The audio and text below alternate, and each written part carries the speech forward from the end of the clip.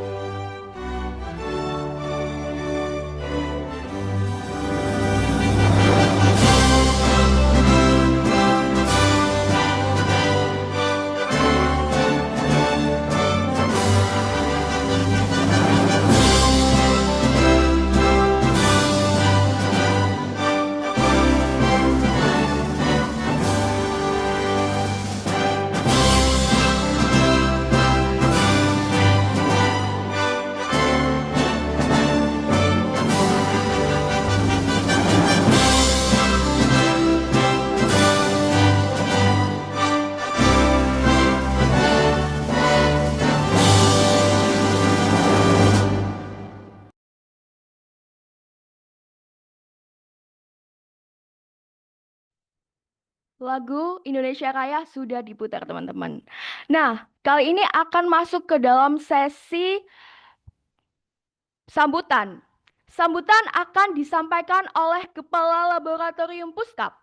Kepada Bapak Calvin Edo Wahyudi SLS MKP, kami persilahkan.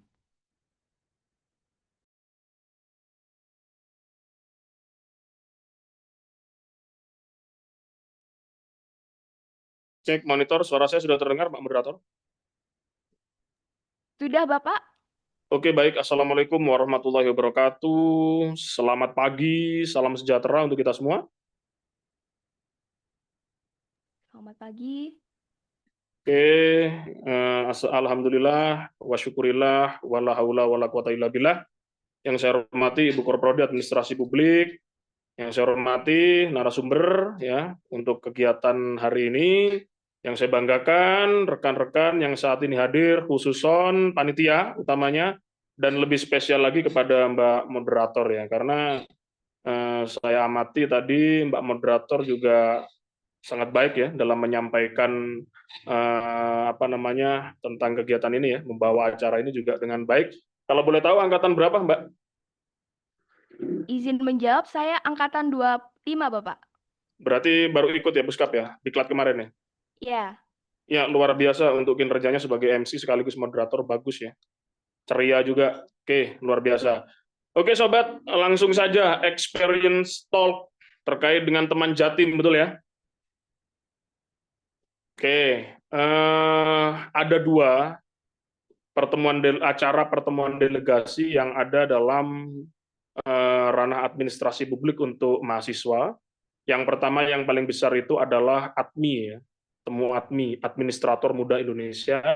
Yang kedua untuk Jatim itu kita kenal dengan teman Jatim. Nah, pembagian di kita biasanya kalau ADMI itu dikelola oleh HMAP, betul ya?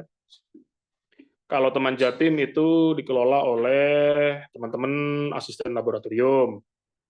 Itu menurut saya bagus ya, karena kemudian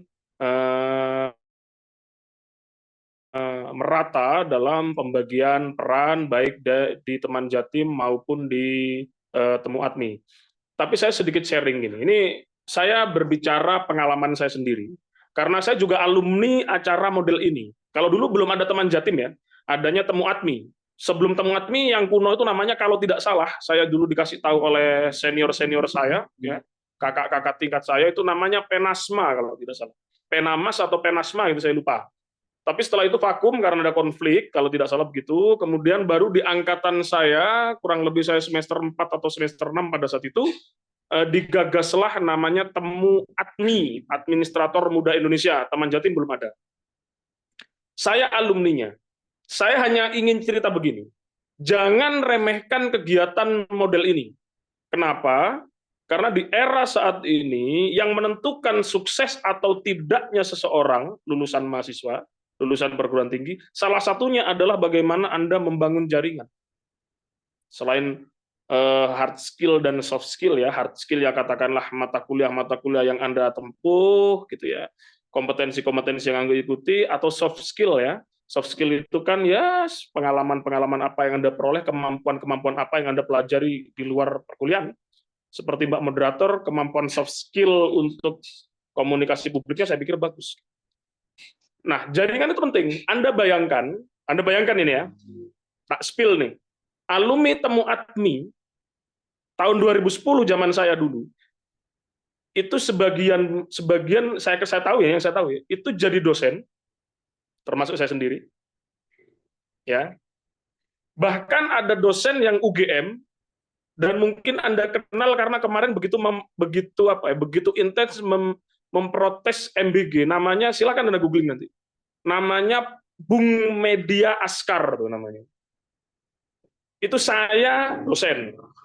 Ali Masuri, Pak Ali Masuri yang kemarin datang dalam acara siap itu, seminar ilmu administrasi publik, itu kan sebelumnya dosen ya, sebelum beliaunya hijrah menjadi peneliti di Kota Mojokerto ya. Itu dosen. Sekarang pun kayaknya dosen yang ngajar di tempat lain. Kemudian ada yang namanya, saya lupa nama aslinya, cuman sebutan akrabnya Bemon. Itu dari UNESA itu. Kami manggilnya Demon ya. Saya lupa nama aslinya siapa. Itu sekarang jadi dosen di UT. Kemudian ada juga Dika, namanya saya ingat, itu ada di dosen di alma mater dia di Universitas Tadulako di Sulawesi Tengah sana. Dan memang yang paling bersinar ya sepertinya untuk ranah akademis ya, itu si Bung Media Askar namanya, itu dari UGM. Keren banget kalau ngomong memang dari zaman dulu. Lawan debat saya di forum itu, tapi kemudian karena memang mungkin lebih cemerlang beliau, sehingga kemudian beliaunya lanjut S2 di Manchester University, bukan Manchester United ya. S2 di Manchester University, kemudian S3 di Manchester University, sekarang jadi dosen di UGM, langsung direkrut alma maternya sendiri. Kalau Anda tahu sekarang kan ada Bu Binti ya. Bu Binti kan sekarang S3 di UGM kan. Saya tanya, Mbak Bin, ada nggak dosen di sana namanya Media Askar? Ada Pak, itu dosen saya, itu teman saya bilang. Lah Anda bayangkan, jadi jangan sepelekan acara-acara teman Jatim, temu Atmi, karena Anda akan bertemu orang dengan berbagai background akademis, berbagai kapasitas otak, temu dari satu, berbagai ide, berbagai background sosial, bertemu dalam satu forum, bercerita banyak hal, berdiskusi, berdebat gitu. Anda akan banyak mendapatkan pengalaman di sana. Belum lagi saya ngomong jaringan ya. Ya itulah masa depan gitu. Kalau betul-betul acara model ini diselenggarakan dengan baik, penuh tanggung jawab, disiplin gitu ya. Ada target oriented, saya yakin Indonesia di masa akan datang itu akan maju di tangan Anda semua melalui kegiatan-kegiatan ini. Jadi sekali lagi please jangan remehkan acara macam ini karena Anda akan banyak mendapatkan pengalaman. Nanti akan di-sharing ya, akan dilakukan sharing oleh narasumber bagaimana experience narasumbernya. Saya juga pengalaman itu meskipun admi waktu itu karena teman Jatim belum ada. Selamat berproses, selamat berdiskusi, selamat menimba pengalaman dari narasumber. Semoga apa yang teman-teman lakukan saat ini bisa bermanfaat bagi kita semua. Mungkin itu yang bisa saya sampaikan. Terima kasih ya. Wassalamualaikum warahmatullahi wabarakatuh. Selamat pagi, sampai jumpa. Wassalamualaikum warahmatullahi wabarakatuh. Terima kasih Pak Edo atas sambutannya. Baik, hadirin sekalian, sebelum kita mulai, izinkan saya memperkenalkan narasumber kita pada pagi hari ini. Beliau adalah Kak Fatia Azika Kaunisa dan Kak Nova Amalia Nohara. Kita kenalan dulu nih sama Kak Fatia. Beliau memiliki dedikasi yang tinggi di bidang akademik dan juga organisasi. Saat ini, Kak Fatia aktif sebagai anggota divisi publikasi ilmiah di Puskap, di mana beliau pernah menjabat sebagai ketua pelaksana untuk pelatihan citasi Mendeley. Tidak hanya aktif di kampus, Kak Fatia juga memiliki pengalaman luar biasa sebagai delegasi mahasiswa administrasi publik se-Jawa Timur pada tahun 2025. Dalam forum tersebut, beliau terlibat langsung dalam analisis isu administrasi publik regional, menyusun polisi brief, bahkan menjadi pembicara dalam pemaparan kebijakan saat kegiatan hearing di DPRD. Dengan latar belakang analisis kebijakan dan pengalaman publikasi yang kuat, mari kita sambut Kak Fatia Azikiaunisa. Bisa saya dulu Kak untuk menyapa teman-teman yang ada di sini? Oke, baik. Halo teman-teman semuanya. Perkenalkan di sini aku Fatia Askiaunisa. Bisa dipanggil Fatia atau Kak Tia aja ya. Sejujurnya di sini aku mengucapkan terima kasih juga kepada teman-teman Puskap yang sudah mengundang aku bersama rekanku pada pagi hari ini untuk menjadi narasumber dalam kegiatan Experience Talk Teman Jatim ini. Nah, di sini kami ya akan berbagi pengalaman kami terkait teman Jatim pada tahun kemarin. Jadi kita santai saja sih, nggak apa-apa. Tuh. Mungkin itu saja dari aku. Oke, Kak Tia. Oh, Fatia,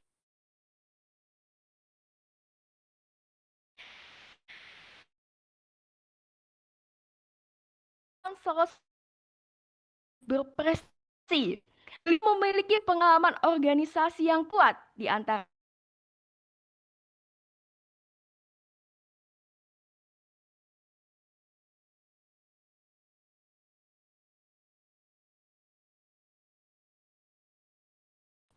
Selain organisasi, Kak Nova juga sering dipercaya memegang tanggung jawab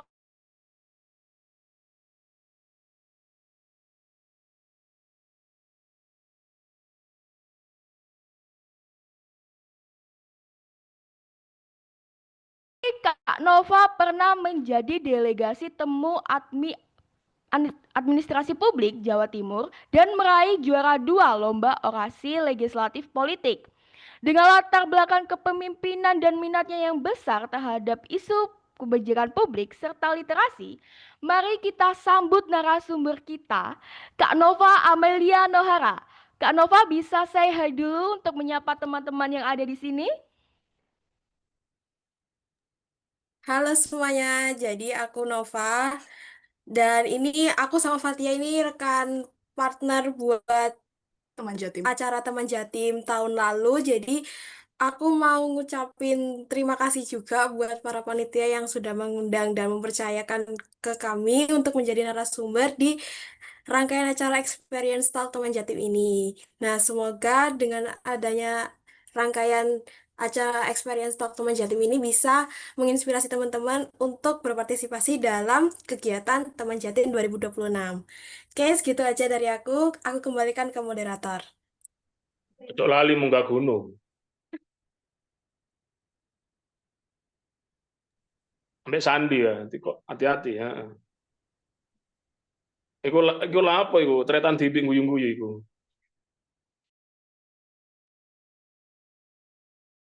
Lanjut.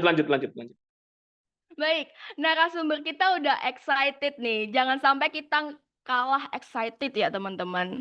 Oke, kita akan masuk ke sesi inti yaitu penyampaian materi. Dimohon teman-teman dapat menyimak dengan seksama terkait materi yang akan disampaikan. Jadikan Experience Talk Teman Jatim ini sebagai wadah kita untuk semua berdiskusi.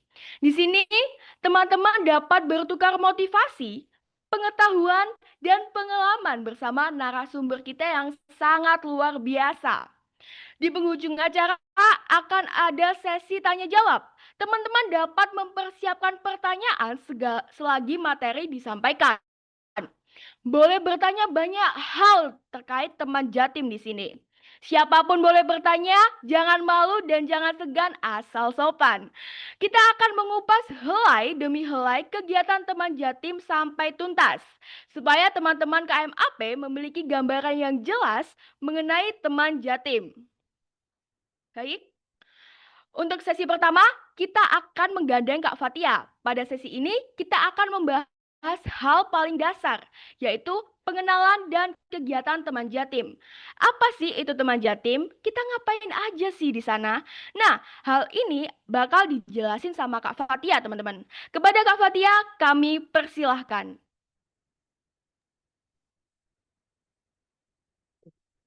Oke, baik teman-teman. Di sini izin aku mulai ya dalam pemaparan experience talk teman Jatim dari nol menjadi delegasi. Mungkin bisa di next ya. Next. Oh.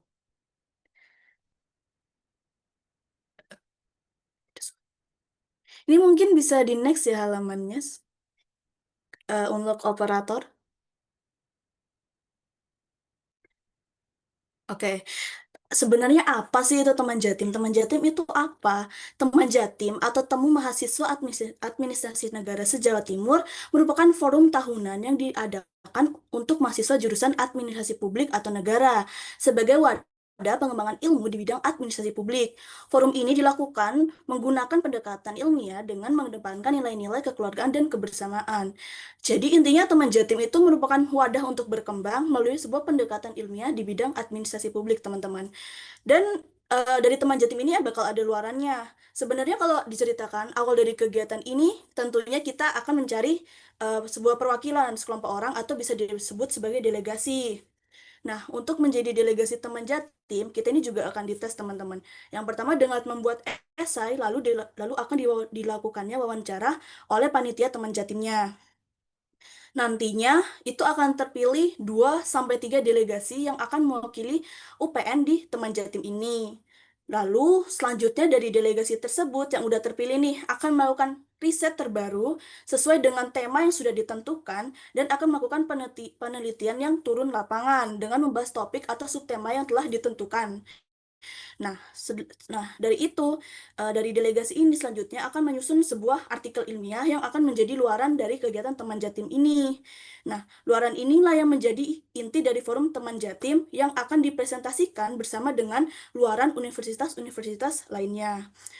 Nah, sebenarnya kalau di teman Jatim ini nantinya akan dibagi ke beberapa klaster atau kelompok dengan subtema artikel yang berbeda.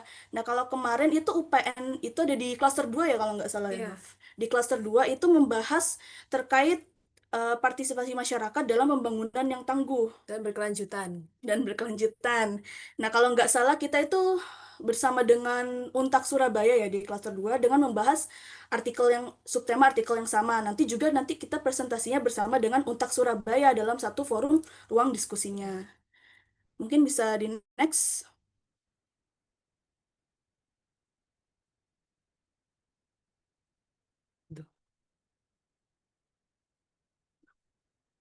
Tuh. Mungkin bisa di next di bagian kegiatan teman Jatim.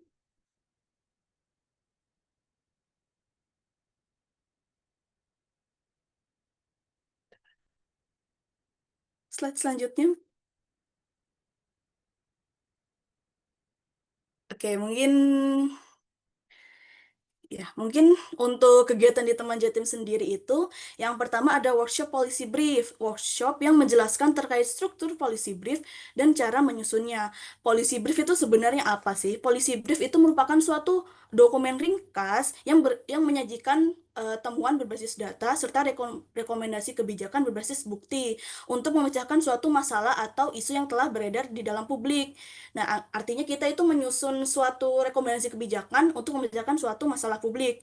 Sebenarnya dalam workshop ini kita ini diajari bagaimana cara menyusunnya, cara mencari data yang benar, lalu cara menyusun rekomendasi yang tepat sesuai dengan temuan yang kita dapat.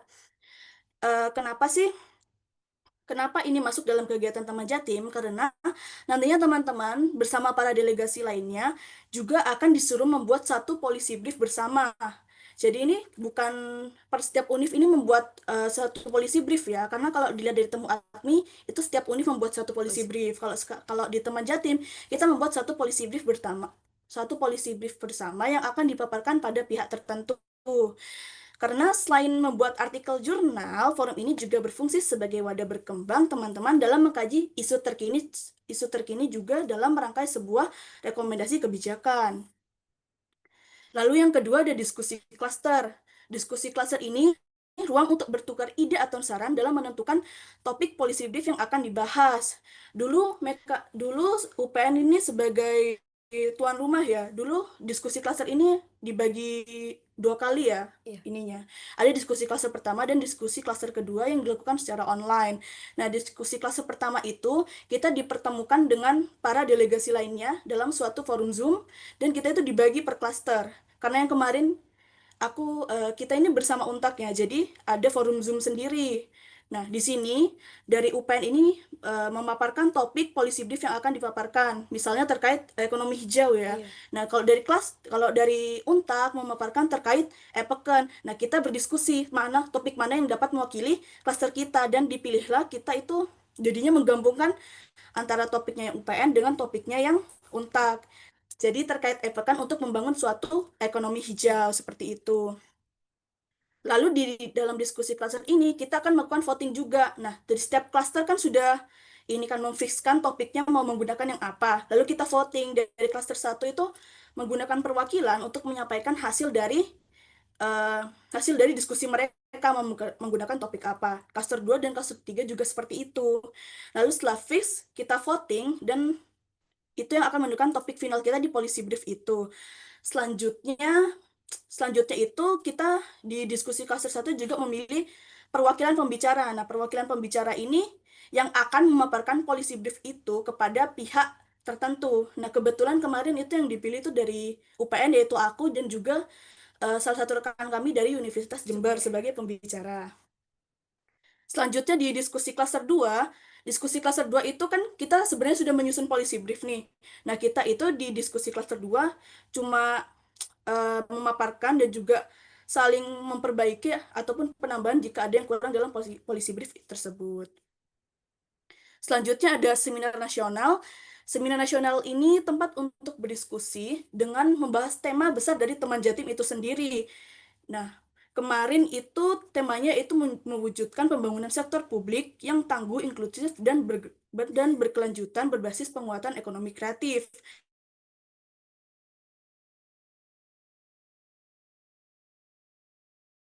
Beberapa stakeholder seperti dosen, pemerintah, dan juga mahasiswa umum juga termasuk kepada para delegasi-delegasi lainnya. Lalu selanjutnya ada presentasi klaster. Ini merupakan kegiatan inti dari teman Jatim. Di sini, setiap klaster diberikan ruangan untuk mempresentasikan hasil analisis penelitian. Lalu akan ditanyakan oleh dosen juri tersebut. Kemarin kita dosen jurinya Pak Edo sendiri. Kebetulan Pak Edo. Kebetulan Pak Edo sendiri. Nah, di sini kita akan ditanyakan oleh dosen juri serta teman-teman univ lain terkait hasil dari penelitian kita. Ya, mungkin seperti itu. Nah, lalu itu juga akan terjadi pertukaran saran dan kritikan untuk perbaikan penelitian kita itu sendiri. Selanjutnya ada sidang pleno. Sidang pleno ini merupakan rapat yang dilakukan untuk mengambil keputusan dalam konteks Taman Jatim. Rapat ini awalnya ditentukan dengan penentuan presidium 1, 2, 3. Nah, presidium 1 ini sebagai ketua, lalu presidium 2 sebagai pembaca dari keputusan pleno, dan presidium 3 sebagai notulensi. Sidang pleno ini membahas terkait keputusan pleno dalam Taman Jatim dan diskusi untuk adanya perubahan dalam keputusan pleno. Lalu juga diakhiri dengan penentuan atau pemilihan tuan rumah Taman Jatim selanjutnya yang akan mengadakan kegiatan ini. Lalu ada hearing DPRD. Kegiatan ini sebenarnya dilakukan oleh para delegasi untuk memaparkan hasil policy brief. Ya, sebenarnya untuk pemaparannya itu kan diwakili oleh pembicara yang telah dipilih tadi. Lalu pembicara ini memaparkan hasil policy brief kepada pihak DPRD. Kemarin kita ke DPRD Provinsi Jawa Timur, kita memaparkan terkait hasil policy brief kita. Nah, habis itu kita saling berdiskusi dengan pihak DPRD. Kalau terkait permasalahan di dalam policy brief ataupun isu-isu yang berkaitan dengan tema besar yang kita ambil. Lalu yang selanjutnya ada gala dinner. Gala dinner itu ya kegiatan acara makan malam sih. Di acara ini ada dress code-nya teman-teman. Itu nanti bakal ditentukan oleh panitianya. Tapi ini kan juga bukan acara makan malam aja. Sebenarnya ini bersambung atau juga bisa terbilang sebagai kegiatan makan malam juga dengan kegiatan awarding. Nah, awarding dalam Teman Jatim ini tuh ada 3. Yang pertama ada best presentation, yang kedua ada best paper, dan yang terakhir ada best delegation. Nah, di best delegation itu ya sebagai delegasi yang bisa Memiliki partisipasi aktif dalam setiap rangkaian acara Teman Jatim. Nah, untuk awarding dalam Teman Jatim ini dihitung secara keseluruhan semua univ ya. Kalau di Temu Admi itu kan per klaster itu pasti ada nih awardingnya kalau Iya. nggak salah ya. Kalau ini secara keseluruhan, jadi semua klaster itu masuk gitu. Mungkin seperti itu. Lalu kalau dalam Gaginer, kalau kemarin tuh juga dilanjutkan ada performance-nya dari per cluster. Yang Iya. kemarin ada yang nyanyi, ada yang berpuisi juga. Mungkin begitu. Lalu kegiatan terakhir adalah city tour. Dari nama kegiatannya kan udah ketahuan tuh. Artinya tur kota atau jalan-jalan bareng para delegasi di tempat-tempat eksis yang ada di kota. Karena kemarin UPN sebagai tuan rumah, maka panitia ya mengajak jalan-jalan para delegasi ke tur kota Surabaya. Kalau kemarin tuh kalau nggak salah kita ke Tugu Pahlawan, Museum 10 November, lalu dilanjut ke Kota Lama. Lalu terakhirnya ya kita membeli oleh-oleh. Lalu diantar kembali untuk kepulangan di UPN Jatim itu sendiri. Mungkin itu saja yang bisa aku kasih tahu terkait kegiatan dalam Teman Jatim. Bisa di next. Oke, selanjutnya ada alur seleksi delegasi.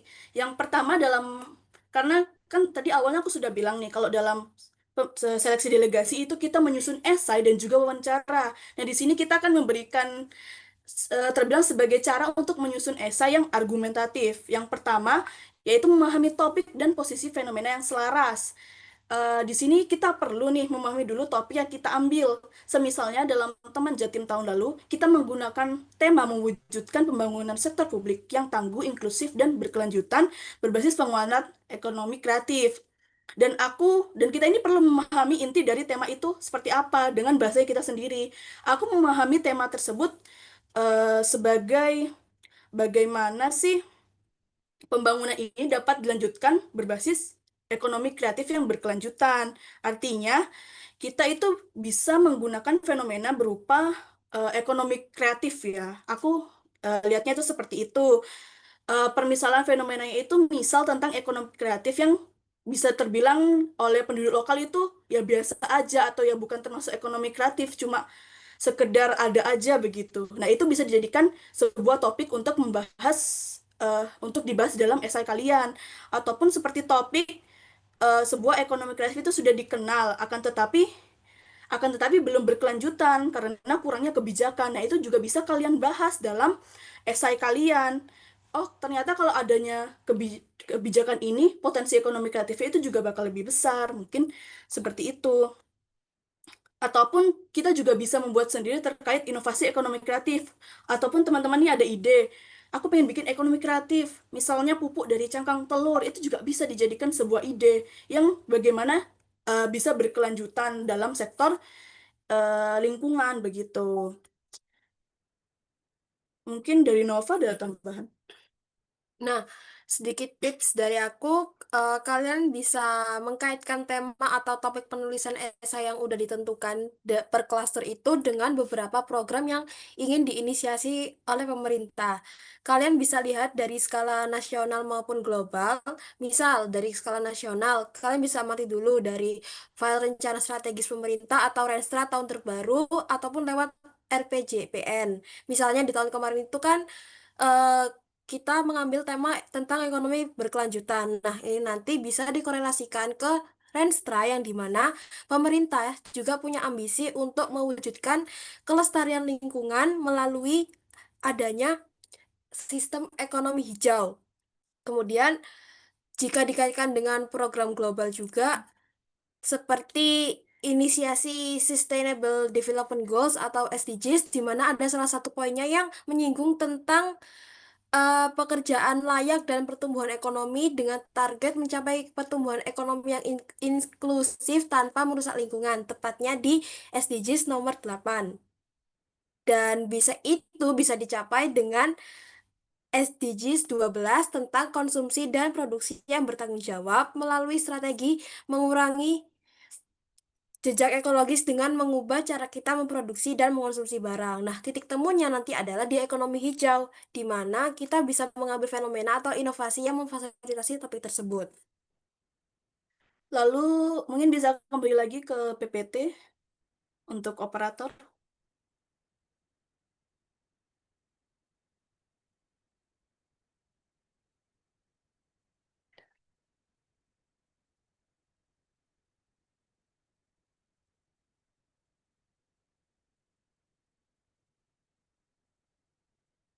Lalu sebenarnya sambil menunggu PPT ya, yang kedua itu ada riset singkat dan juga pengumpulan data. Nah, sebenarnya kalau setelah menemukan fenomena yang sesuai, langkah selanjutnya itu kita melakukan sebuah riset untuk memperkuat argumen dalam esai. Riset ini tidak harus selalu rumit ya teman-teman, tetapi harus mampu memberikan gambaran nyata terkait fenomena yang kita angkat. Datanya bisa kita ambil dari berita, jurnal penelitian terdahulu, kebijakan pemerintah, seperti yang Nova tadi ceritakan terkait Renstra atau Renja, lalu juga data statistik. Sebenarnya tujuan dari riset ini adalah agar argumen yang kita sampaikan itu tidak hanya berupa opini, tetapi memiliki data yang jelas dan dapat kita pertanggungjawabkan. Nova, ada tambahan? Nah, sedikit tambahan dari aku, untuk data-data ini tuh kalian bisa cari dari yang sekiranya bisa menguatkan urgensi kalian untuk supaya membahas dan memberikan solusi untuk masalah yang kalian angkat. Nah, kalian bisa pilih sektor-sektor yang sekiranya tuh punya korelasi dengan dampak globalisasi maupun perkembangan teknologi saat ini. Misalnya, kemarin aku diberi topik tentang urgensi di bidang ekonomi berkelanjutan. Nah, titik temunya kan ada di green economy atau kebijakan ekonomi hijau. Nah, jika dikaitkan dengan kepentingan publik atau public interest, contohnya masalah transportasi yang erat dengan masalah polusi udara. Nah, kalian bisa menyinggung urgensi dan inovasi yang kalian bisa tawarkan untuk meminimalisir dampak dari penggunaan kendaraan tersebut tanpa harus mengorbankan keinginan dan tujuan masyarakat yang ingin menggunakan kendaraan untuk mempercepat waktu tempuh perjalanan mereka. Lalu untuk yang ketiga itu menyusun paragraf yang argumentatif ya. Kalau dalam esai argumentatif, setiap paragraf itu harus memiliki gagasan utama atau topik utama. Nah, itu yang bisa kita kembangkan.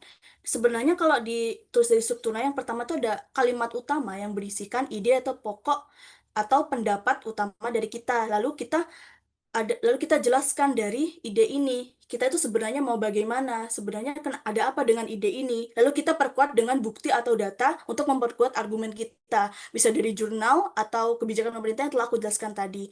Lalu kita menutupnya dengan penegasan ataupun saran yang kuat dalam esai kita. Jadi kita ini juga bukan hanya menjelaskan, tapi juga harus meyakinkan dalam esai kita. Sebenarnya juga hindari ya teman-teman paragraf yang hanya tulisan deskriptif tanpa adanya arah argumen yang jelas. Lalu selanjutnya memberikan solusi yang konkret. Kalau solusi ya, kalau menurutku menjadi salah satu bagian yang penting atau tapi juga sulit gitu ya untuk memberikan sebuah solusi.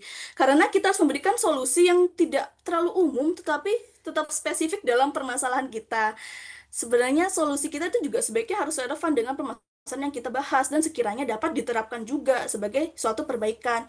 Jika dalam suatu permasalahan atau fenomena yang teman-teman bahas itu meliputi aktor, misalnya kita membahas terkait eh, sebuah ajang atau wadah yang dapat memperkuat ekonomi kreatif. Nah, itu kan melibatkan aktor.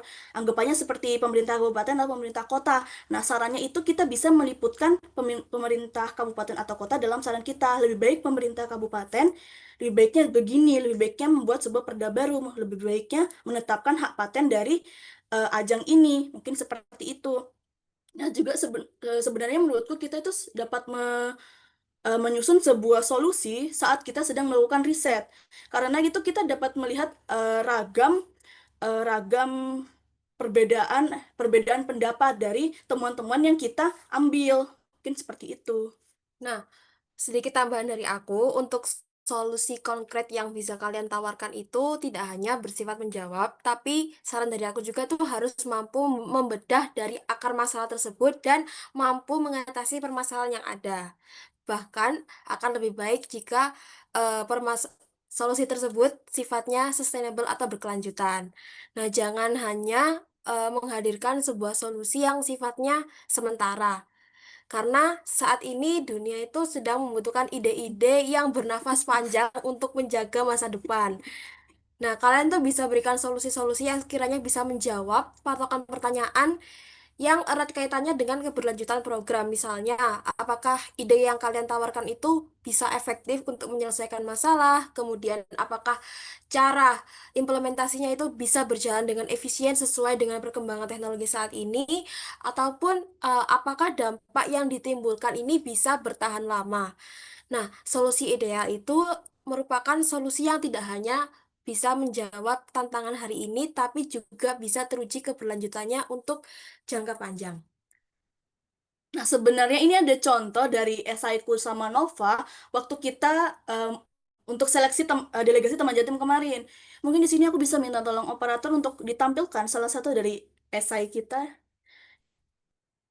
Di sini juga kita akan menjelaskan secara langsung ya struktur dari esai kita juga.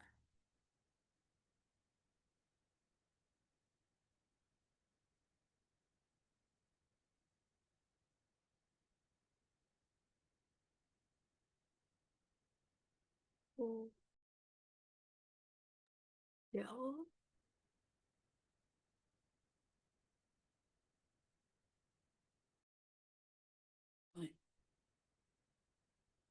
Oh, ini esainya Nova ya. Mungkin Nova jelaskan bisa? Nah, untuk esai yang kemarin aku buat ini kan kita kemarin dapat tema tentang ekonomi berkelanjutan. Terus aku kaitkan dengan organisasi untuk mengatasi pencemaran lingkungan sesuai dalam Renstra pemerintah tahun 2025 dan juga inisiasi global lewat SDGs poin nomor 8 dan juga 10. Nah, untuk esai yang kemarin aku buat ini dengan inisiatif ingin memperbaiki lingkungan atau recovery lingkungan karena eh, eh, timbulnya masalah tumpukan sampah plastik yang semakin sulit dikendalikan.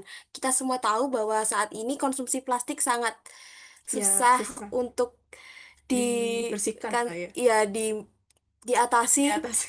karena banyaknya tumpukan sampah yang sifatnya anorganik Dan yang tidak dapat mudah terbakar juga. ya mencemari lingkungan. Nah, dengan mengambil peran kebijakan ekonomi hijau, aku menginisiasi untuk membuat inovasi produksi plastik yang sifatnya biodegradable yang digunakan untuk supaya bisa meminimalisir jumlah plastik kimia.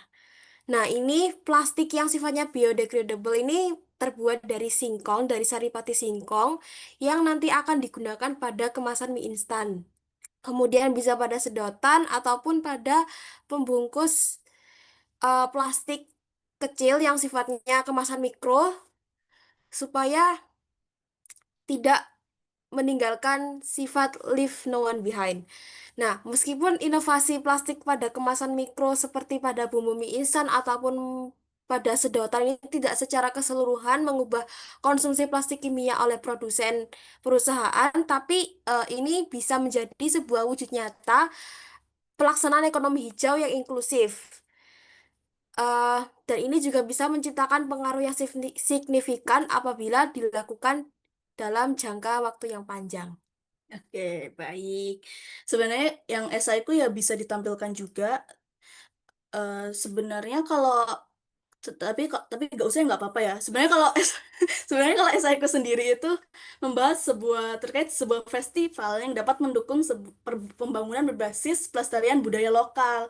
Di sini aku membahas terkait event di kotaku ya. Aku ini asalnya dari Madura. Nah, di Madura itu ada event namanya Madura Ethnic Carnival atau disingkat MNC. Nah, di sini aku membahas sesuatu program yang sudah ada dalam pemerintah. Di sini aku memberitahu, sebentar. Di sini aku mengambil subtema dari tema besarnya yang tadi aku sudah jelasin terkait partisipasi masyarakat.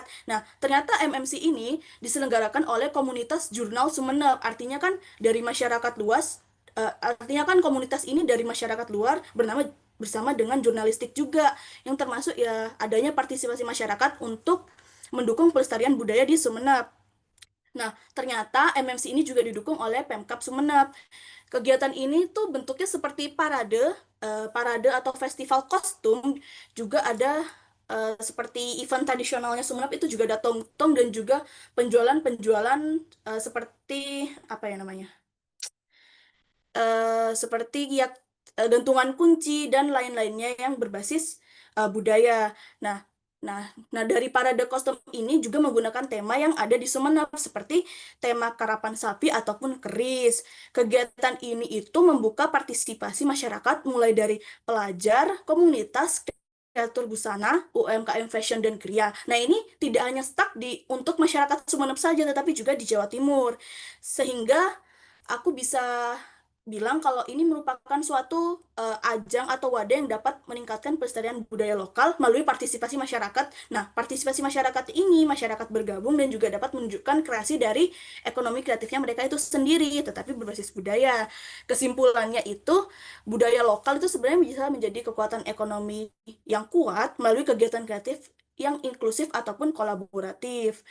Nah, sebenarnya saran dari aku sih untuk esaiku ya, aku tuh ngasih saran kepada Pemkap agar mereka itu mempatenkan MNC ini karena mereka itu gak ada hak patennya atau kalau gak ada ketentuan kalau program ini bakal seterusnya berjalan dari tahun ke tahun. Mungkin seperti itu. Mungkin eh, sekian ya dari penjelasan untuk di bagian esai. Mungkin bisa kembalikan lagi ke PPT.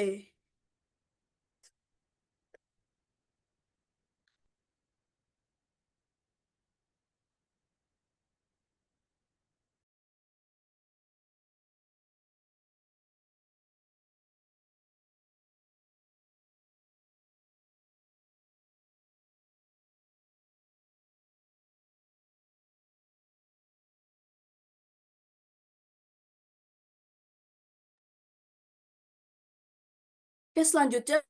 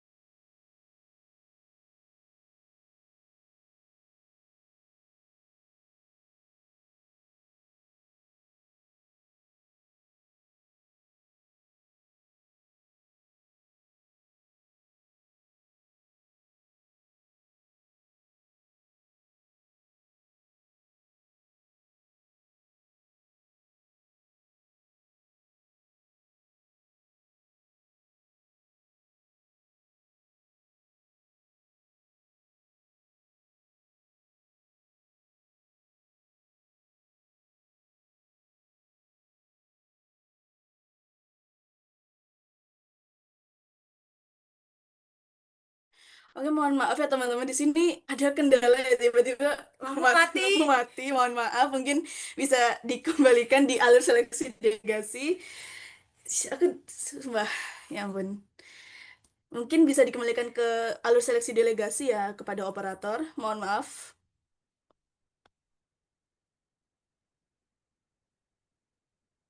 Oke, yang pertama dalam alur seleksi delegasi ada tips untuk pertanyaan wawancara. Yang pertama yang dapat kita lakukan mendalami materi yang kita tulis. Di sini teman-teman harus dapat memastikan benar-benar memahami dengan isi esai yang kalian tulis. Ini beda ya dengan menghafal saja, tetapi harus benar-benar memahami latar belakang atau apapun alasan memilih topik tersebut. Adapun juga harus memahami alur argumen yang kita berikan serta alasan pemilihan solusi. Nah, karena biasanya dari penguji sendiri akan menggali lebih dalam dari apa yang teman-teman tulis ataupun kadang tidak ada dalam esai kalian itu.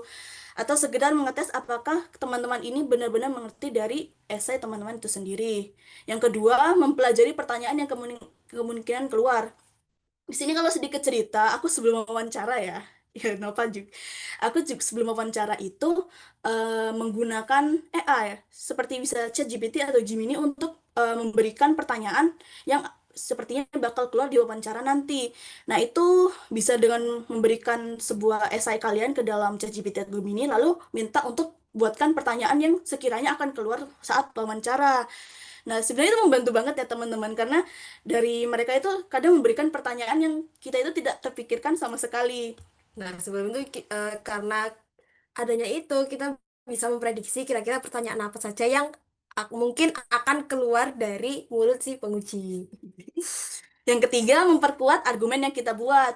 Argumen itu kita harus benar-benar menguasai. Sebenarnya apa yang kita tulis, itu ya harus apa yang kita pikirkan. Ternyata aku berpikirnya kalau seperti esaiku tadi, aku berpikir kalau MMC ini bagus nih, jadi perlu ditingkatkan. Ya itu juga sesuai dengan apa yang akan kalian utarakan waktu wawancara. Terutama untuk data atau fakta yang digunakan tuh juga harus sesuai ya. Ke, terus juga kita harus juga mengetahui argumen atau memperkuat argumen maaf, keterkaitan antara masalah atau juga dengan solusi. Nah, maka dari itu jangan sampai jawaban yang diberikan teman-teman kepada penguji itu bertentangan dengan isi esai yang telah dipaparkan itu. Lalu yang ketiga, hal yang dinilai saat wawancara. Nah, hal yang dinilai saat wawancara ini yang pertama adalah bagaimana kita bisa mampu untuk mempertahankan argumen yang udah kita buat.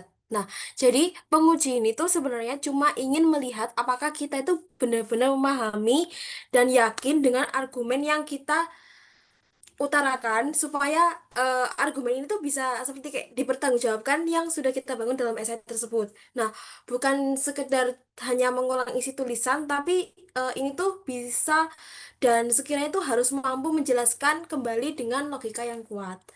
Dalam hal ini tuh yang dinilai itu bukan hanya benar atau salah, akan tetapi keyakinan kita dan konsistensi antara jawaban yang sudah kita paparkan dengan isi esai.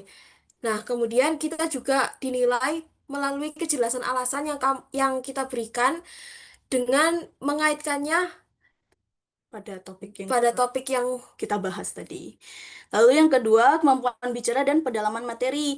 Penilaian ini juga melihat dari cara kita menyampaikan isi esai, cara berbicara yang jelas dan teratur juga dapat dinilai juga ya teman-teman. Dan juga tidak berbelit-belit dalam mengutarakan argumen yang kita buat.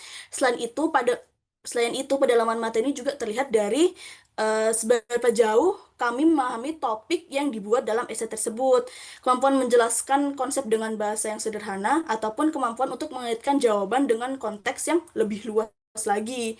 Karena terkadang penguji itu memberikan pertanyaannya di luar, anggapannya aku ngambil kota Sumenep, lalu bisa dikaitkan dengan bagaimana dengan apa perbedaannya dengan kota-kota yang kota-kota lain. yang lain, mungkin seperti itu.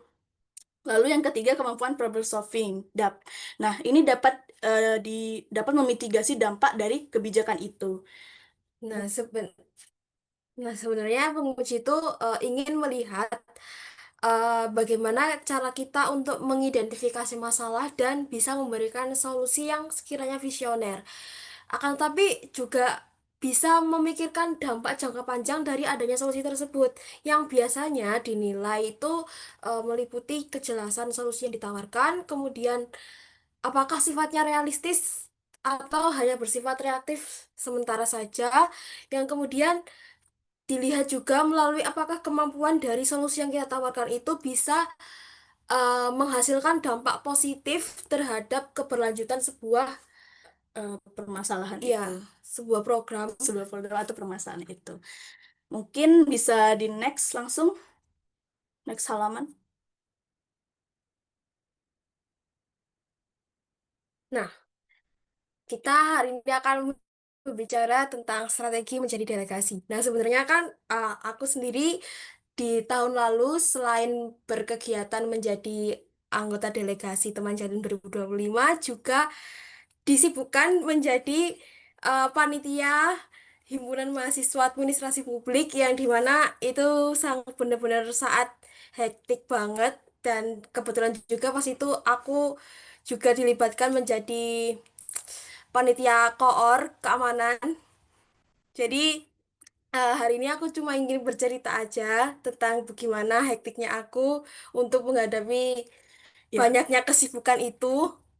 Jadi menjadi mahasiswa, himpunan mahasiswa dengan segudang program kerja yang besar dan sifatnya saling berbenturan itu sangat membuat kepala pusing.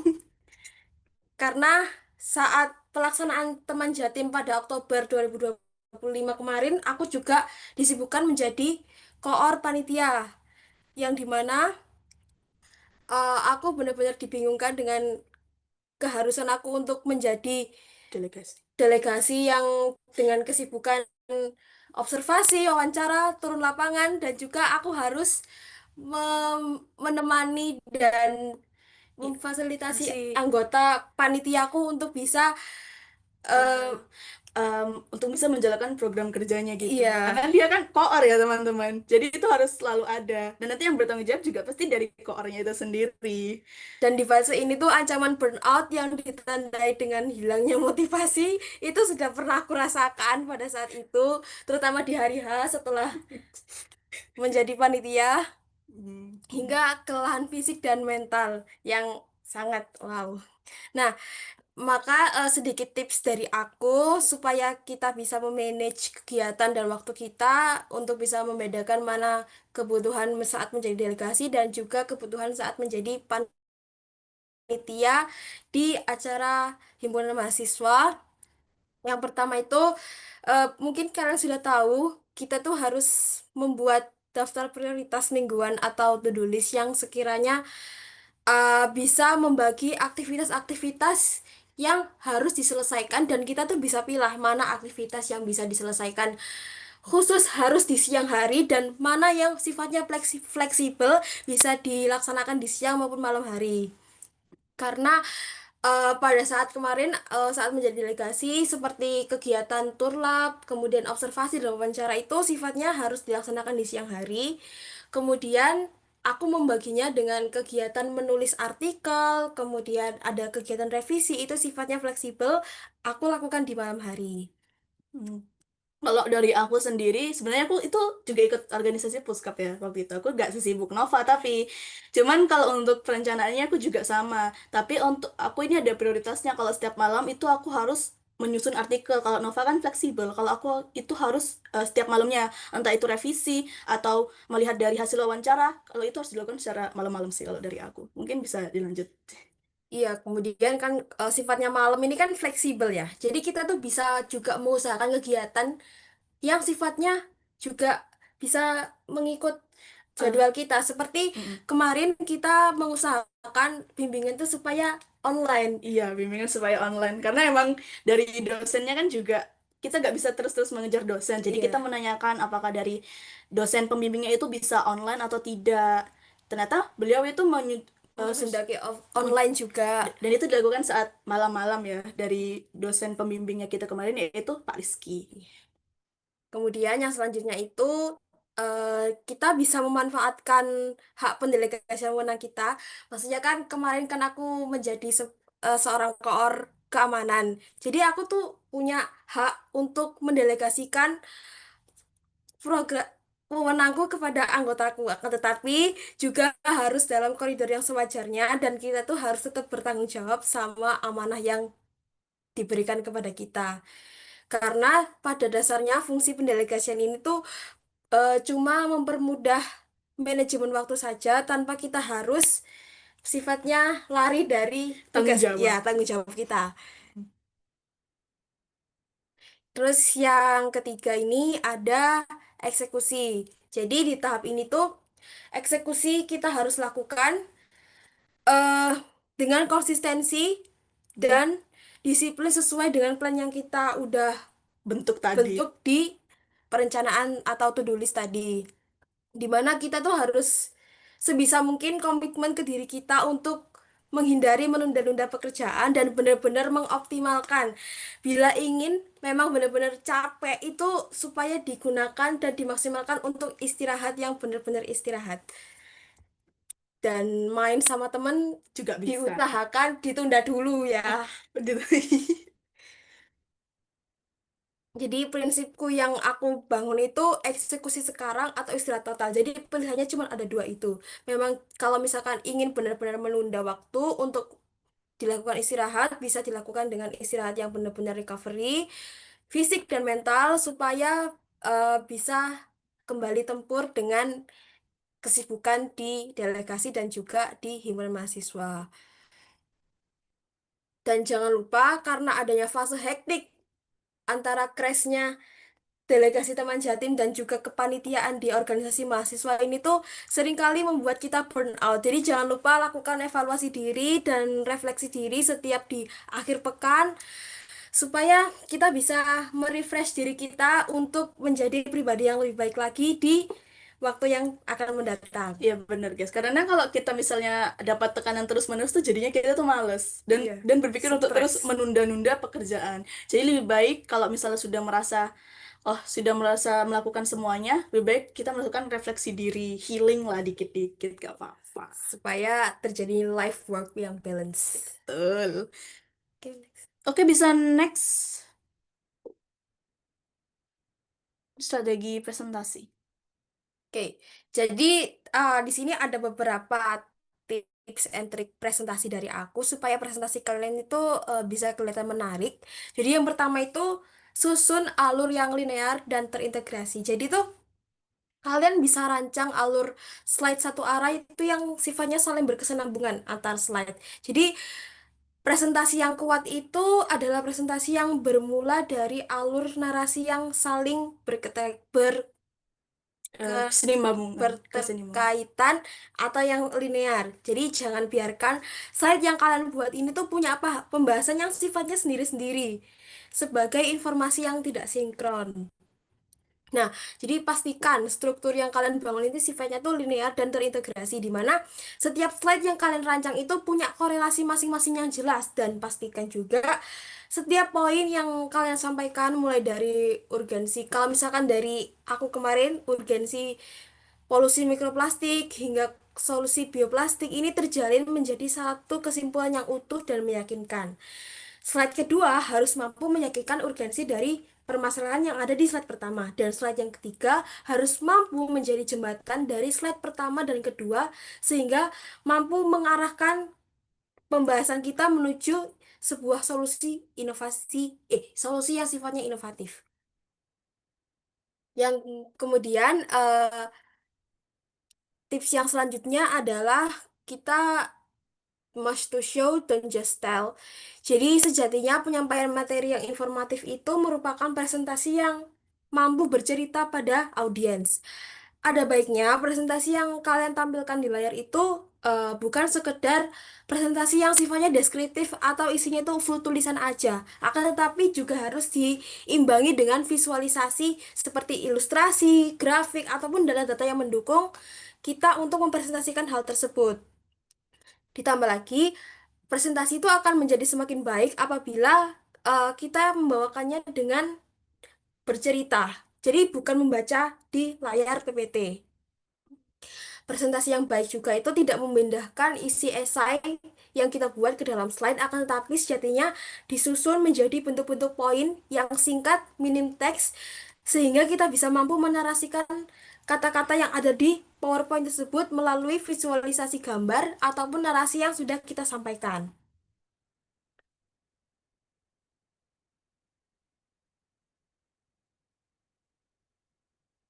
Nah, oke, jadi minimnya slide dan minimnya tulisan yang ada dalam slide ini tuh berfungsi untuk memberikan ruang bagi para audiens untuk bisa mengimajinasikan apa yang sudah kita katakan ke beliau, dan sementara elemen visualisasinya itu bisa bekerja untuk membangun imajinasi mereka. Kemudian kita juga bisa membuat opening yang berkesan. Ini bisa ditujukan sebagai gerbang interaksi kita dengan para audiens supaya awalan presentasi ini tidak menjadi sebuah hal yang Tegang gitu ya. tegang. Dan ini tuh juga bisa diawali dengan pantun sifatnya interaktif ataupun kita bisa mengutip quote dari tokoh-tokoh yang relevan dengan Eh, topik topik yang kita. kita ambil. Jadi mulailah dengan pantun yang sifatnya basa-basi namun bisa menarik hati para audiens, dan juga gunakan tokoh-tokoh yang sifatnya relevan dengan topik kalian untuk membangun opini yang berkesan. Kemudian ada juga penguasaan materi secara menyeluruh. Jadi kalian tuh bisa seperti yang dikatakan oleh Fatia tadi, kalian bisa lakukan simulasi secara mandiri. Ini tuh untuk menguji pemahaman kita tentang seberapa kita mengenali isi esai yang kita udah buat sendiri. Dengan penguasaan materi yang matang tentunya, kita tuh diharapkan bisa mempertanggungjawabkan apa yang udah kita tulis dan juga solusi apa yang bisa kita tawarkan secara Kali. yakin dan juga pasti. Simulasi mandiri ini juga itu bisa kita gunakan untuk melatih kepercayaan diri dalam menyuarakan inovasi yang sudah kita tawarkan dalam esai yang sudah kita rancang. Mungkin bisa di next. Nah, kemudian ada value dan manfaat kita mengikuti teman Jatim. Jadi tentunya banyak banget ya manfaat yang bisa kita dapatkan secara otomatis meningkatkan value kita. Yang pertama tentunya seperti yang sudah disinggung oleh Pak Ido tadi, kita juga bisa menambah relasi di mana karena acara ini tuh berfokus pada temu mahasiswa administrasi negara Jawa Timur dari berbagai universitas, baik negeri maupun swasta, tentunya dengan perbedaan perspektif dan juga perbedaan kepentingan. Ya, yang mereka bawakan saat menjadi delegasi. Sebenarnya itu waktu pertama kali ketemu langsung dan online tuh beda ya eh, perspektifnya kita. Kalau online itu memang Mereka nggak agak, terlalu ini ya. iya, agak terlalu aktif dan mereka tuh kebanyakan diem. Jadi kita kayak ternyata pas ketemu langsung, wow. Ah, ternyata ya memang sedikit berbeda ya. Mungkin kalau waktu kita pertemuan online tuh saat diskusi klaster ya kita berfokus pada perencanaan policy brief. Tapi waktu kita bertemu secara offline pada hari-hari kegiatan ternyata mereka benar-benar Yang berbeda ya. berbeda, kita benar-benar bisa bertukar pikiran dan bertukar pandangan dengan mereka, dengan kondisi tempat mereka yang berbeda pula dengan kondisi tempat kita. Kemudian dari keseluruhan alur pelaksanaan teman Jatim ini tuh juga bisa membuka pengetahuan dan keterampilan baru. Misalkan seputar fenomena yang menjadi agenda prioritas dalam kebijakan publik ini bisa meningkatkan awareness kita tentang pentingnya partisipasi kita untuk ikut aktif dalam mengawasi dan mengontrol kebijakan dari pemerintah. Seperti melalui keterampilan menulis policy brief yang nantinya kita akan bertukar pandangan dengan para anggota DPRD dalam kegiatan hearing DPRD. Mm.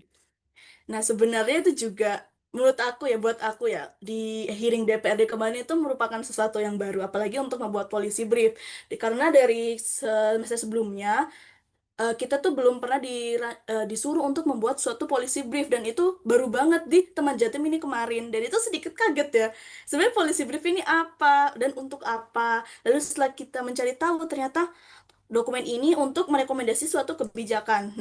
Nah, apalagi aku jadi pembicaraan ini, itu juga suatu hal yang baru banget buat aku, apalagi pembicaranya langsung ke DPRD. Sehingga ini saya tidak langsung dapat meningkatkan kemampuan menulis kita ataupun kemampuan berbicara kita nanti di pihak-pihak tinggi seperti DPRD ataupun pihak OPD lainnya. Nah, dengan kita bertukar pikiran dalam acara hearing DPRD kemarin itu juga bisa membuka pikiran kita tentang, wah, ternyata masalah yang kita alami ini ternyata beda ya sama masalah yang ada di kota mereka gitu. Jadi ini bisa membuka peluang kita untuk mencari atau harus menemukan alternatif yang sekiranya bisa merangkul seluruh masyarakat dari berbagai lapisan untuk mengatasi permasalahan yang sudah kita ambil. Iya, karena kemarin kebetulan kita kan ke DPRD Provinsi Jawa Timur. Berarti kan untuk studi kasus yang kita ambil tuh kan harus bisa mencakup seluruh Jawa Timur nih. Jadi kita kemarin tuh membahas terkait pemasaran digital. Iya. Nah, kita mengambil studi kasusnya itu yang ada di Surabaya, yaitu terkait e-pekan. Nah, di e-pekan ini kekurangannya itu apa? Lalu kita disambungkan dengan banyaknya pemasaran digital yang ada di seluruh kota provinsi Jawa Timur, dan ternyata dari pihak DPRD-nya itu menyetujui bahwa mereka tuh setuju terkait pemaparan yang telah kita sampaikan, dan memberikan solusi ataupun juga membuka terhadap kritikan yang akan kita berikan nantinya sesuai dengan temanya ya, tapi ya tema dalam teman Jatim ini. Nah, yang terakhir, dari adanya kegiatan teman Jatim ini seperti yang sudah disinggung Fatia, ini tidak hanya melatih bagaimana cara kita menulis, tapi juga melatih bagaimana cara kita berkomunikasi, kemudian memiliki insting public speaking yang baik, kemudian problem solving dan decision making yang baik juga, dan ini tentunya akan berpengaruh pada perkembangan soft skill kita seperti saat bidang sidang pleno yang dilakukan melalui cara musyawarah dan partisipasi dua arah. Dan kemudian ada contoh lain saat pengalaman hearing DPRD yang sudah disampaikan oleh Fatia tentang bagaimana cara kita menyampaikan gagasan kita yang sifatnya bukan hanya sekedar mengkritik, akan tetapi juga memberikan rekomendasi yang sifatnya konstruktif kepada para anggota dewan dengan percaya diri, kritis, dan juga solutif. Mungkin bisa next slide.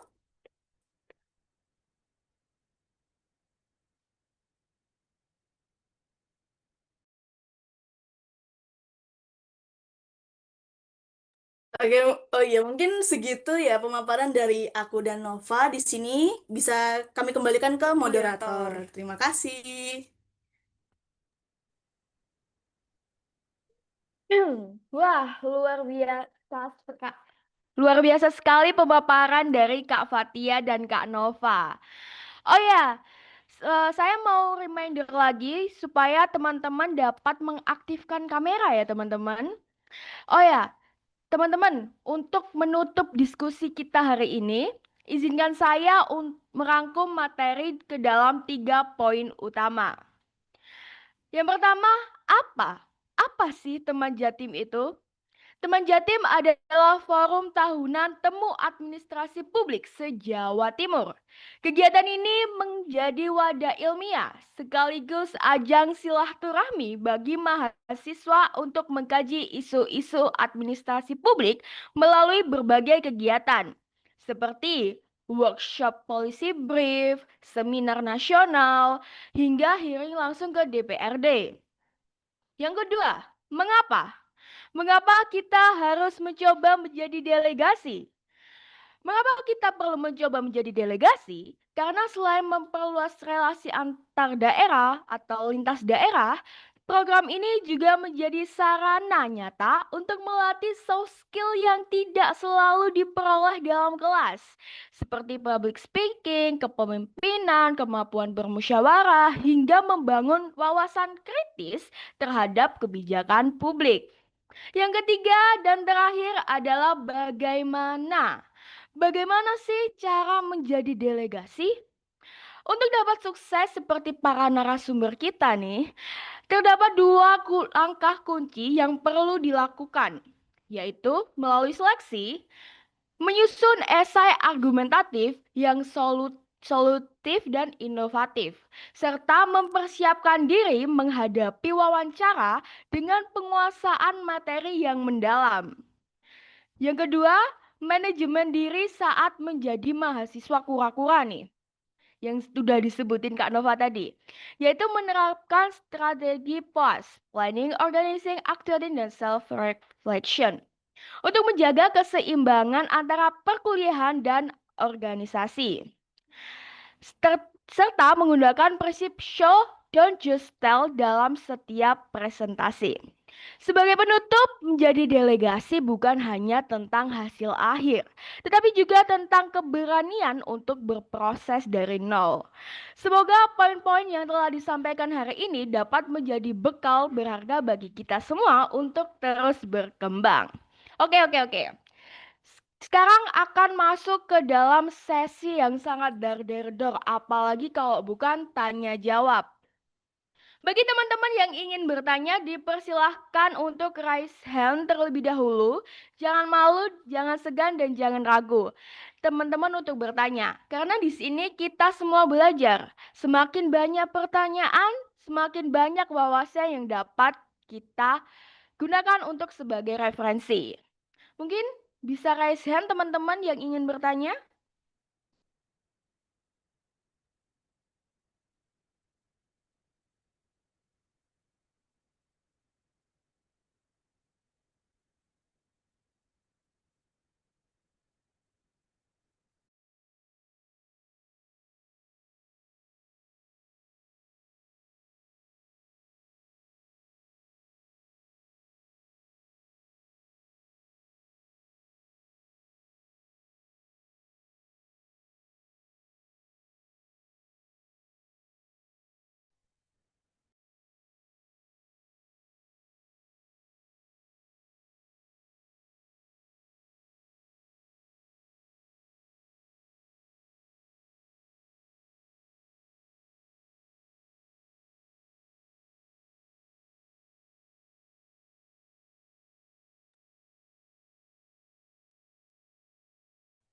Oke, baik. Kak Firda bisa langsung bertanya?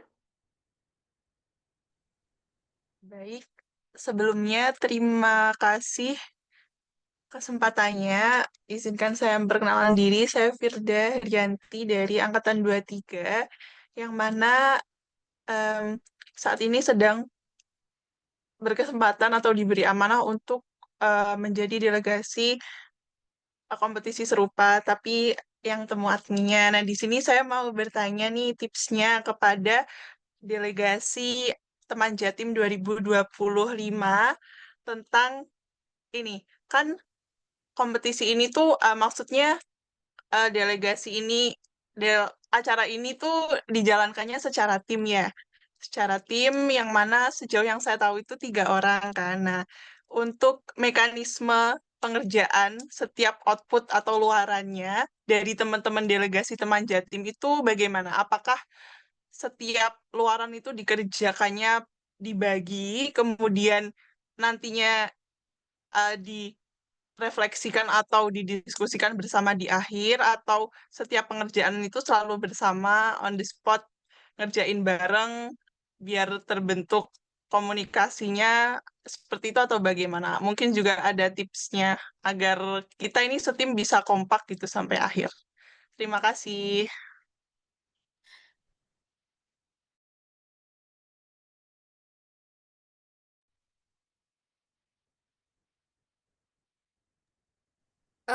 Terima kasih Kak Firda.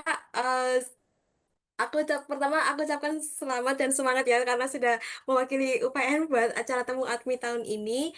Kalau misalkan sedikit Tips dari dari kamu. kami tuh kami awalnya melakukan bonding dulu ya, terutama saat sudah adanya keluaran, maksudnya pengumuman diskusi, Ya pengumuman pengumuman. topik yang akan per universitas atau per klaster bawakan itu. Nah, itu kita lakukan bonding dulu. Jadi dengan cara kita bertemu, kemudian kita Saling bertukar pendapat Kak. Karena kan kita ini kan membahas topik ya kan di artikel itu. Kalau di temu admi kalau nggak salah juga pengerjaan polisi briefnya itu sendiri-sendiri ya per univ kalau nggak salah ya. Jadi tapi ini kita fokusnya di artikel aja karena emang di teman Jatim kita harus mengeluarkan satu luaran saja. Jadi ya. yaitu berupa artikel. Seperti yang Nova bilang tadi kan kita awalnya bonding terlebih dahulu. Nah, kita dipertemukan waktu itu bertemunya di Puskap. Ya, kita saling kenalan dan lain-lain. Nah, eh, ber- habis itu kita membuat suatu grup yang dimana kita saling bertukar topik.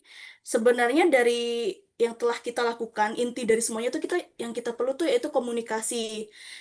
Nah, karena kita sudah menentukan sebuah topik nih, kita langsung membahas ke pembagiannya. Nah, di bagian pembagiannya itu sebenarnya kita menggunakan spin ya Kak awalnya. Spin. Tapi kita juga tetap harus berkomunikasi. Ini untuk penulisannya ini seperti apa yang harus kita tulis. Nah, tetap dikomunikasikan Kak. Jadi kalau misalnya dari kemarin kan kita bertiga. Yang temannya kita yang pertama itu dapat bagian pendahuluan. Dia bilang ke kita, aku mau nulis ini. Nanti kamu arahnya ke sini, sini, sini. Iya, nanti kita arahnya ke sini. Terus tapi kita tetap ini Kak, saling mengecek punya satu sama lain. Nah, kebetulan kalau Nova ini kemarin dapatnya di kajian teori dan juga pembahasan. Jadi untuk pembahasannya ya sudah pasti mungkin nyambung dengan teori yang dia gunakan. Tapi tetap dari aku dan juga rekanku yang sebelumnya itu juga saling eh, berkomunikasi nih. Oh Nova, kamu kurangnya tuh di sini. Seharusnya kita tuh nggak pakai ini. Nah, Dan kita juga melakukan bimbingan secara rutin ke dosen yang kebetulan dosen pembimbing kita kemarin tuh Pak Rizky, dan alhamdulillah beliaunya ini tuh sangat menghendaki kita bimbingan kapan dan di mana aja. Jadi ya kita bersyukur banget. Tapi yang terpenting itu selain kita komunikasi antar tim, komunikasi antar anggota tim, kita tuh juga harus perlu komunikasi dengan dosen pembimbing supaya kita bisa tahu ini arah penelitiannya kemana dan apa yang harus kita lakukan setelah ini gitu. karena jujur awalnya kita tuh bingung ya Kak, karena kita kan membahas terkait kemana ya kita kemarin? Ke Kampung Peneleh. Nah kita tuh Hmm. bingung mau membahas terkait keberlanjutan UMKM-nya atau membahas terkait eh, isinya dalam Kampung Peneleh itu apa? Mungkin seperti itu. Nah di situ Pak Rizky bilang lebih baik kalian eh, lanjut ke keberlanjutan dari Kampung Peneleh. UMKM atau Pak Darwisnya itu mau seperti apa, diberikan sarannya untuk keberlanjutan itu. Nah, tapi kan menurut aku sendiri di bagian solusi ataupun analisis pembahasan itu bagian yang krusial ya. Makanya kita perlu komunikasi yang bagus karena menurut aku ya satu miskom aja seperti penambahan pembahasan yang benar-benar yang tidak Relevan. relevan itu bisa membuat hancur gitu seketika. Ataupun di bagian saran misalnya dari misalnya aku nih dapat bagian saran, oh aku menyarankan A, B, C, D. Nah, tiba-tiba Nova ini tanpa bilang ke aku, dia aku menjambakan saran E. Nah, tentu saja kan aku waktu pembuatan PPT yang dimana itu sudah dekat dengan Hamin berapa itu kan aku kaget loh, ini kok ada ini. Nah, terus aku bertanya dong ke Nova ini kamu, terus aku bertanya dong ke grup ini sarannya siapa ini? Dan pasti akan timbul permasalahan dan nanti juga aku yang dalam pemaparan sarannya itu juga pasti akan kebingungan ini sarannya siapa dan juga dapat berpotensi disalahkan oleh dosen Pembimbing itu. pembimbing ataupun dosen jurinya juga nanti. Ya mungkin seperti itu ya dari kami Kak. Mungkin ada yang mau ditanyakan lagi Lagi? atau sudah menjawab? Sudah sangat menjawab. Terima kasih banyak ya sharing-sharingnya. Keren banget. Semangat, Kak! Semangat. Iya, terima kasih. Si kesempatannya.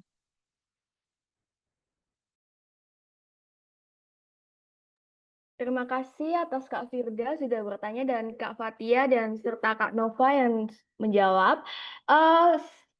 Mungkin ada teman-teman lagi yang ingin bertanya, bisa raise hand terlebih dahulu ya.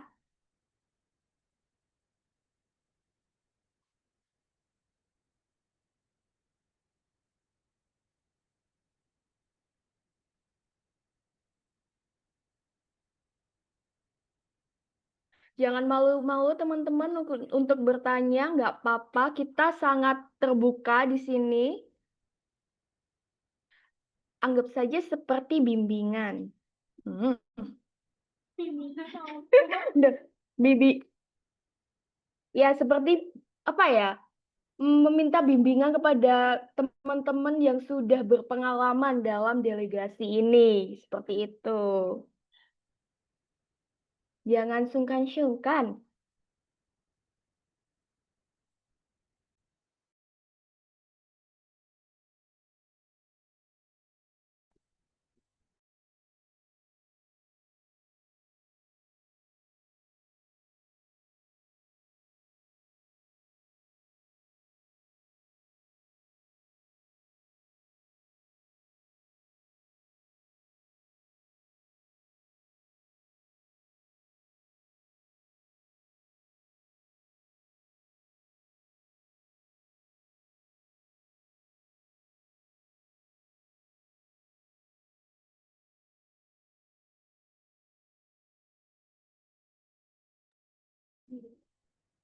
Sambil menunggu teman-teman mempersiapkan jawaban nih, kakak moderator boleh tanya nggak? Oh, ada Kak Beatrix. Baik, Kak Beatrix bisa langsung ini on mic untuk menyampaikan pertanyaannya. Baik, terima kasih atas kesempatannya. Di sini saya izin bertanya. Dari berbagai aspek strategi yang tadi sudah dijelaskan, selama menjadi delegasi, saya ingin tahu nih, bagian mana yang paling memberikan dampak signifikan terhadap performa? Apakah itu terkait manajemen waktu, penguasaan materi, atau strategi komunikasinya? Lalu bagaimana cara kakaknya untuk mengukur bahwa strategi tersebut benar-benar efektif saat menjadi delegasi? Seperti itu. Terima kasih.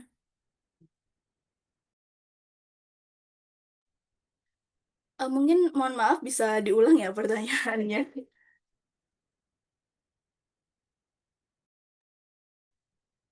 Baik, dari berbagai strategi yang sudah dijelaskan tadi selama menjadi delegasi, saya ingin tahu nih, yang paling memberikan dampak signifikan terhadap performa itu apakah terkait manajemen waktunya, penguasaan materi, atau strategi komunikasi. Lalu bagaimana cara kakaknya itu mengukur bahwa strategi tersebut benar-benar efektif? Seperti itu. Apakah cukup jelas? Oke, cukup jelas. Terima kasih. Mau jawab? Kalau dari aku sendiri itu yang paling berpengaruh ke performa kita itu yang manajemen waktu tadi. Karena seperti yang sudah aku ceritakan tadi kan kemarin, tahun kemarin itu aku itu menjadi keanggotaan himpunan mahasiswa di mana posisinya saat itu aku juga menjadi seorang koor panitia yang dimana itu sangat krusial apalagi di hari H acara. Dan kebetulan itu juga berbenturan dengan kesibukan kita menjadi delegasi yang harus observasi dan turun lapangan serutin dan sesering mungkin. Kemudian kita juga harus melakukan bimbingan ke dosen dan itu membuat aku sempat burn out. Ya, jadi menurut aku sendiri gimana cara kita untuk bisa mengatur time management kita secara efisien dan juga efektif, tentunya itu juga akan berpengaruh pada bagaimana cara kita ke depan dalam menanggapi sebuah pekerjaan yang saling berbenturan. Kalau dari aku sendiri tuh lebih ke arah strategi komunikasi ya. Karena ya kembali lagi menurut aku komunikasi itu hal yang paling krusial dalam kerja sama tim. Melihat kemarin itu teman Jatim di mana kita tuh di sini aku sama Nova kan angkatan 24. Kemarin tuh yang satunya juga angkatan 23. Nah, kemarin yang angkatan 23 itu kan magang. Jadi gimana caranya kita ini bisa saling bonding di Iya. saat teman kita itu yang satunya sedang sibuk magang. Nah, di situ tuh aku ngerasa kayak aduh ini sedikit susah nih kalau yang satunya magang terus yang kita ini bagaimana yang di mana Nova ini kan juga kemarin juga sibuk jadi yang nggak terlalu sibuk itu cuma aku jadi ya sama jadi ya begitu akan tetapi menurut aku dari kalau misalnya dari teman-temannya sendiri memang sudah meniatkan dalam untuk mengikuti kegiatan ini komunikasi yang dimana teman-teman eh, dari teman kelompok kita yang susah dihubungi itu pasti akan terjadi dan kita sebagai ya salah satu orang yang tidak sibuk ini harus memahami begitu kalau misalnya mereka tidak bisa berarti aku yang harus melakukan ini Harus membackup lah istilahnya. harus membackup gitu mungkin seperti itu ya kalau dari aku.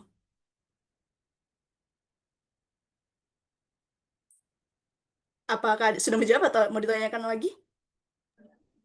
Baik, sudah. Terima kasih. Oke, pertanyaan kedua sudah disampaikan dan juga sudah dijawab. Sekarang mungkin masih ada yang ingin bertanya, teman-teman?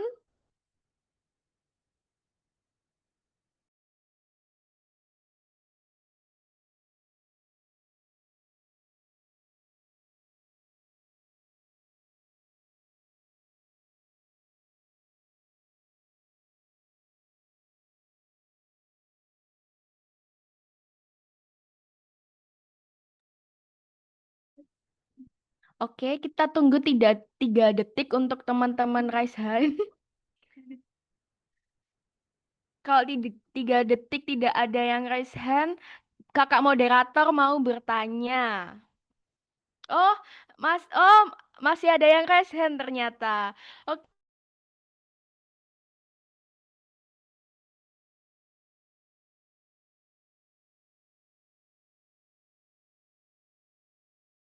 Fatia. Eh, aku izin tanya ya. Jadi teman Jatim ini kan se-Jawa Timur kan ya. Nah, pastinya ada rasa ke kandidat lain yang kayak, wah orang ini gacor banget gitu ya. Nah, terus gimana nih cara kakak menghadapi rasa tidak percaya diri itu saat bersaing sama kandidat lain? Kayak gitu. Salah nggak kan?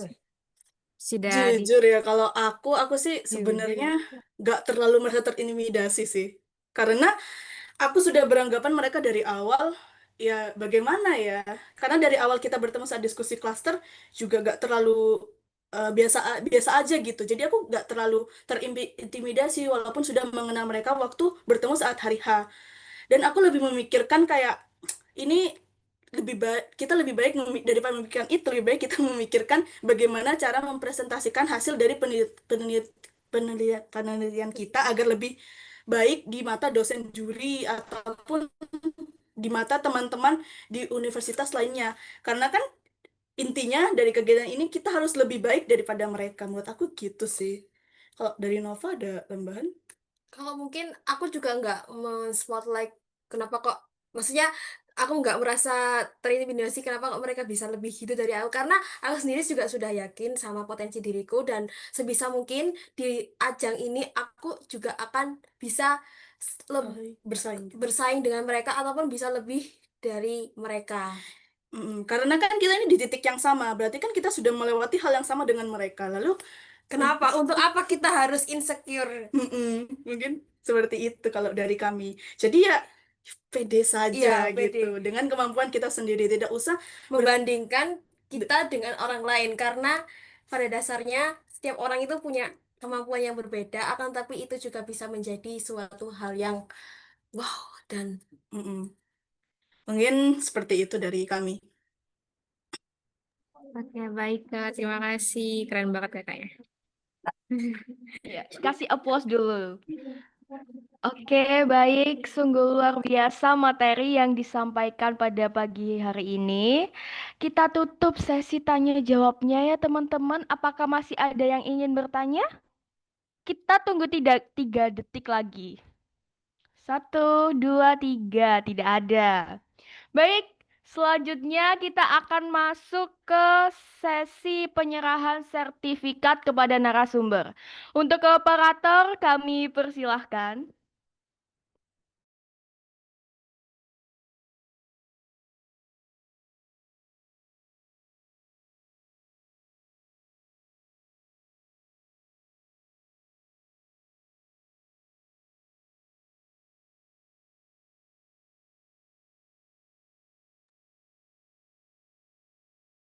Baik, ini adalah sertifikat yang akan diberikan kepada Kak Fatia. Bisa berpose terlebih dahulu, Kakak. Hmm. Oke, selanjutnya yaitu sertifikat untuk Kak Nova, operator.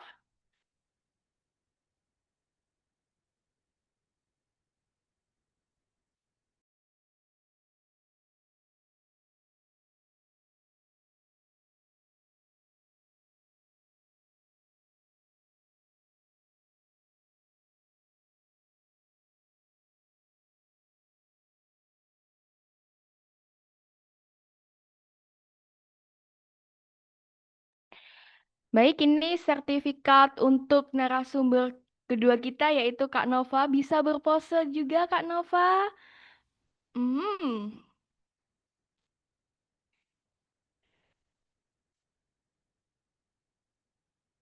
Oke.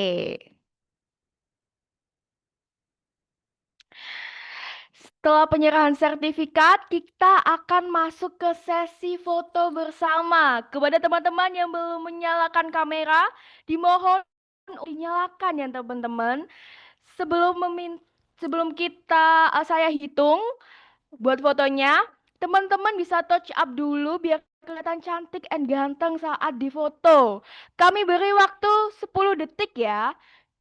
Ya maskaranya belum jigrak bisa di touch up lagi, lipnya yang udah hilang bisa di touch up juga, yang kerudungnya masih melayot, jangan disetrika kelamaan. Bisa disesuaikan ya. Yang belum on cam, silahkan untuk on cam. Aduh, cantik-cantik dan gantengnya. Sudah? Baik, akan kita bagi 2 sesi ya. Pose dulu teman-teman. 1, 2, 3. Oke. Sekarang sesi kedua. 1, 2, 3. Ah. Tidak disangka kita sudah di penghujung acara. Sudah saatnya saya pamit, pergi dan menghilang. Saya selaku moderator memohon maaf apabila terdapat kekurangan, baik itu perkataan atau perbuatan saya selama acara berlangsung. Terima kasih kepada seluruh narasumber atas ilmu dan pengalamannya, serta kepada seluruh peserta atas kehadiran dan partisipasinya. Semoga kegiatan hari ini tidak hanya menambah wawasan, tetapi juga menjadi langkah awal bagi kita untuk